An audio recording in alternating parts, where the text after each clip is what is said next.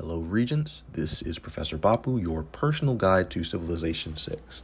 I boil down all the complex intricacies of this massive game down to what you absolutely need to know to win.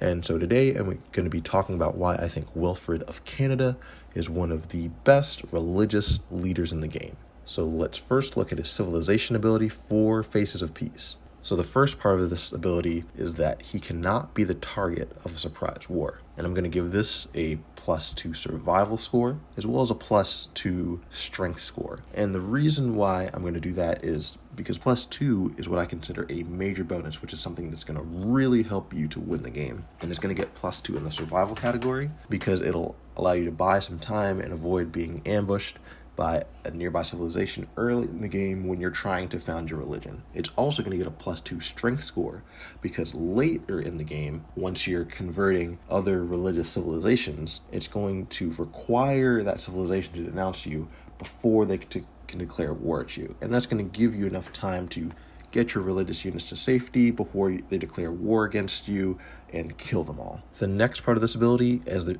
you're going to get double diplomatic favor from emergencies and scored competition. And I'm going to give this a +1 strength score, +1 survival score, and +1 faith score. And so a +1 is a minor bonus that might help you out a little bit, but it's not going to be a major component of your strategy. And the reason why it's getting +1 for strength is because you can have more diplomatic favor to help you win the world religion policy to beef up your religious units. And same rationale for survival as well as faith. For survival, you can vote for military advisory resolution that's going to give you +5 strength for a specific unit type, and you can use them to defend your cities more easily. You could vote in the sovereignty resolution to double the yield from science or militaristic city-states, or you could vote in the luxury policy to make your cities happier ecstatic from all the excess amenities that you have. And finally, +1 faith, because you can vote for the urban development treaty to build holy site buildings in half the time. The last part of this ability is that you get 1% of the empire-wide tourism for your diplomatic favor, and this is going to get a +1 strength score, +1 survival score, and +1 faith score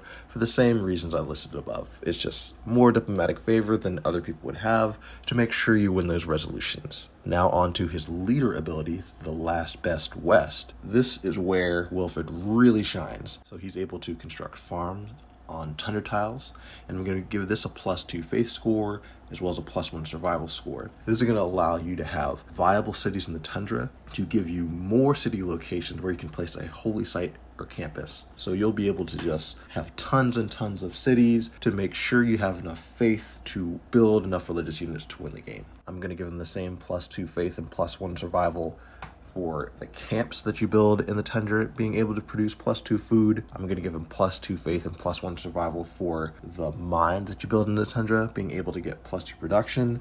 And I'm going to give +1 survival because the strategic resources that you have in the snow or tundra is going to double the amount you get per turn. You're also going to get +1 faith because you can buy tundra or snow tiles at half price, and this is really going to help you out if you get the Dance of Aurora Pantheon to produce a lot more faith. And finally, his tundra start bias, I'm going to give him +3 faith and +1 survival because this allows you to take advantage of all your tundra and snow bonuses, and if you can get Dance of the Aurora as well, it's going to produce even more faith. And the reason why I'm going to give him +3 is because this is just an insane amount of bonuses for being able to build all these cities in the tundra.